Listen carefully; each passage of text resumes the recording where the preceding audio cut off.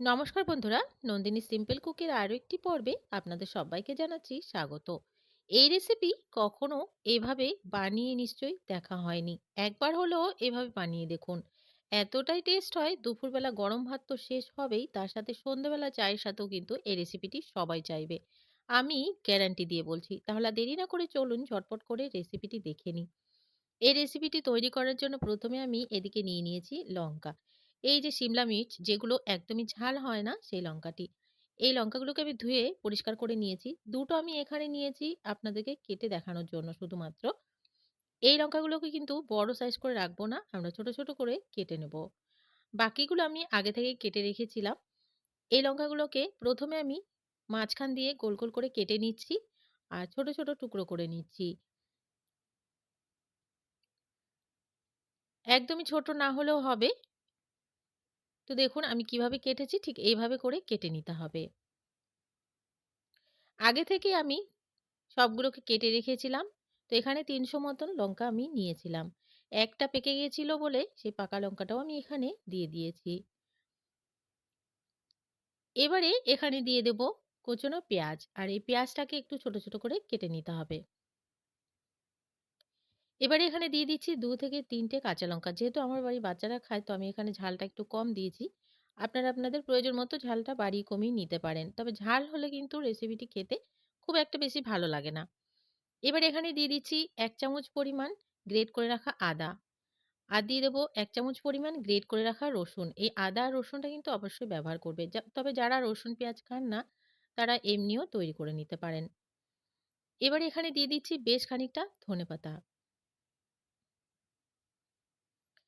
এবারে এখানে কিছু মসলা এড করব। তার জন্য এখানে দিয়ে দিচ্ছি পরিমাণ মতো লবণ, দিয়ে দিচ্ছি ১/২ চামচ পরিমাণ হলুদের গুঁড়ো, দিয়ে দিচ্ছি ১ চামচ পরিমাণ কাশ্মীরি লাল লঙ্কার গুঁড়ো, দিয়ে দিচ্ছি ১/২ চামচ পরিমাণ জিরা গুঁড়ো, আর দিয়ে দিচ্ছি ১ চামচ পরিমাণ ধনে গুঁড়ো, আর দিয়ে দিচ্ছি ১ চামচ পরিমাণ সবজি মসলা, আর ১/২ চামচ পরিমাণ দিয়ে দিচ্ছি গরম মসলার গুঁড়ো।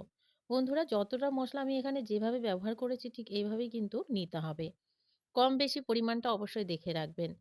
সবকিছুর পরিমাণ কিন্তু একরকম হবে না, তাহলে রেসিপি খেতে একদমই ভালো হবে না।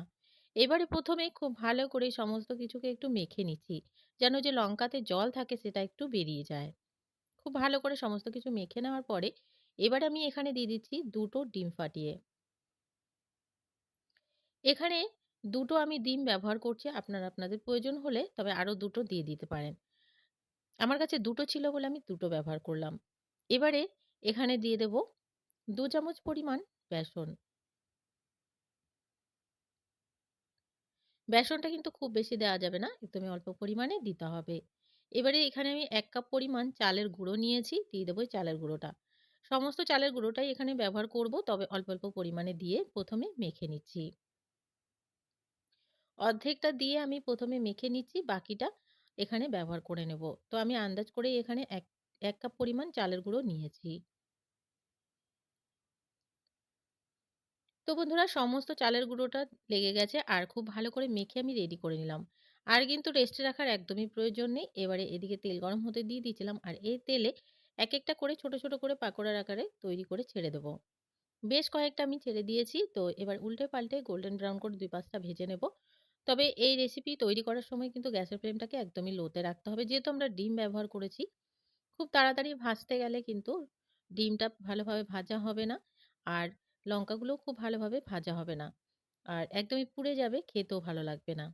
তো একদমই গ্যাসের ফ্লেমটাকে লোতে রেখে ২ পাশটাকে উল্টে পাল্টে গোল্ডেন ব্রাউন এবং ক্রিসপি করে ভেজে নিতে হবে। এগুলো কিন্তু একদমই রেডি হয়ে গেছে দেখে বুঝতেই পারছেন। নামিয়ে নেব। আর যে বাকি আরো যেগুলো আছে সেগুলো ঠিক এইভাবে তৈরি করে নেব।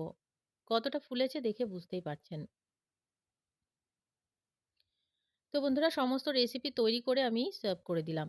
দুপুরবেলা গরম ভাতে এই রেসিপি একবার হলেও তৈরি করে দেখুন। বাড়ির সবাই কিন্তু প্রশংসা করবে আপনার প্রচুর। আমার বাড়ির বাচ্চাদের এবং সবার ভীষণ ভালো লেগেছে। আশা করছি আপনাদেরও ভীষণ ভালো লাগলো আজকের রেসিপিটি। যদি ভালো লাগে একটা লাইক করার অনুরোধ রইলো, অনেক, অনেক শেয়ার করে দেওয়ার অনুরোধ রইলো। নতুন বন্ধু আমার চ্যানেলে নতুন এসে থাকলে চ্যানেলটিকে সাবস্ক্রাইব করে পাশে থাকা বেল আইকনটাকে প্রেস করে অল বাটনে ক্লিক করতে ভুলবেন না। এই ধরনের রান্নার নোটিফিকেশনগুলো সবার আগে আপনাদের কাছে পৌঁছে যাওয়ার জন্য। আজকের রেসিপিটি এখানে শেষ করছি। দেখা হচ্ছে পরবর্তী রেসিপিতে। ততক্ষণ পর্যন্ত সবাই ভালো থাকুন, সুস্থ থাকুন। আজকের মতন তাহলে আসি বন্ধুরা।